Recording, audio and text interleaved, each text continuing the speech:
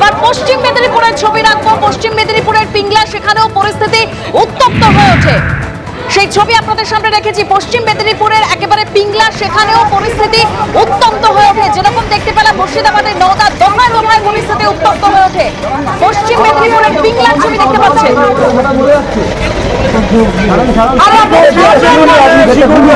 ও ভাই করোনা সামনে অনেক কাম সারা রাত ধরে অনেক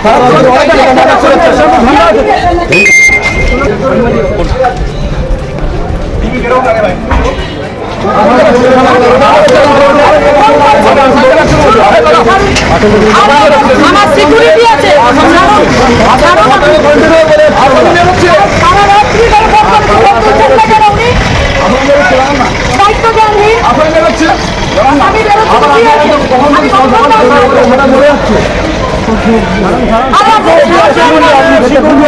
ও ভাই করোনা সামনে অনেক কাম সারা রাত ধরে অনেক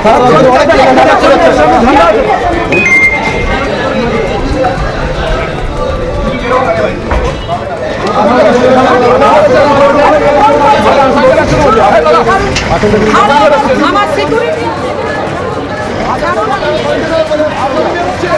দুজনকে বিনা কারণে, কোনো কারণ নেই, হঠাৎ ওনারা বাড়ির মধ্যে ঘুমন্ত অবস্থায় ছিলেন। বাড়িতে গিয়ে মধ্যরাত্রে তুলে নিয়ে আসা হয়, যে কারণে কাল পুরো সারা রাত ধরে আমি ওসি সাহেবকে, পিংলা থানার ওসি সাহেবকে ফোন করেছি। উনি আমার ফোন রিসিভ করেননি এবং কোনোভাবেই আমার সঙ্গে কোনোভাবে কোঅপারেট করেননি। আজকে সকালেও ফোন করেছি, উনি কোনোভাবেই ফোনটা আমার রিসিভ করেননি, যে কারণে আমি বাধ্য হয়ে থানায় আসতে বাধ্য হয়েছি। থানায় আসতেই আমাকে এখানে কনস্টেবল দিয়ে আমাকে বাধাপ্রাপ্ত করা হচ্ছে এবং ভেতরে যেতে দেওয়া হচ্ছে না। অথচ ওসি সাহেব নিজেই ভেতরে আছেন, কিন্তু আমার সঙ্গে সাক্ষাৎ করতে চাইছেন না। ভোটটা বলে অন্য কেউ দিয়ে চলে গেছেন, ওরা বলেছেন। তুমি কি প্রথমবার প্রথম ভোট দিতে এসেছিলাম। কখন জানতে পারলে তোমার ভোট পড়ে গেছে? ওরা বলছে ভোট দিতে লাইনে দাঁড়িয়ে যখন গেছিলাম ভেতরে, তখন ওরা বলেছে কি অন্য কেউ আমার ভোট দিয়ে চলে গেছেন বলে। যাবতীয় নথি নিয়ে গেছে? হ্যাঁ, সব এর যে প্রুফ, এই যে আমার ভোটার কার্ড দুটো দেখে নিন। এইগুলো ছাড়াই ওনার বলেছে যে অন্য কেউ ভোট দিয়ে গেছে।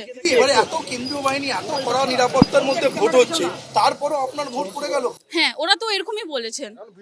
এখন অন্য প্রসেসিং কে আমাকে ভোট দিতে লাগলো। এটা কি কতটা হতাশ? এটা কি আপনার প্রথম ভোট? পুরো হতাশ আর প্রথম ভোট আমার। এরপর থেকে আমি বলতে পারি যে ভোট দিতে না আসলেই হবে, অন্য কেউ এসে দিয়ে যাচ্ছে, তো কোনো অসুবিধা নেই আমার। কাজল দাস তিনি যেমনটা অভিযোগ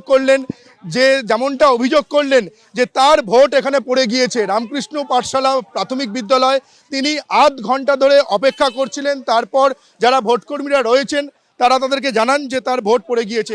এবিপি আনন্দ, এগিয়ে থাকে, এগিয়ে রাখে।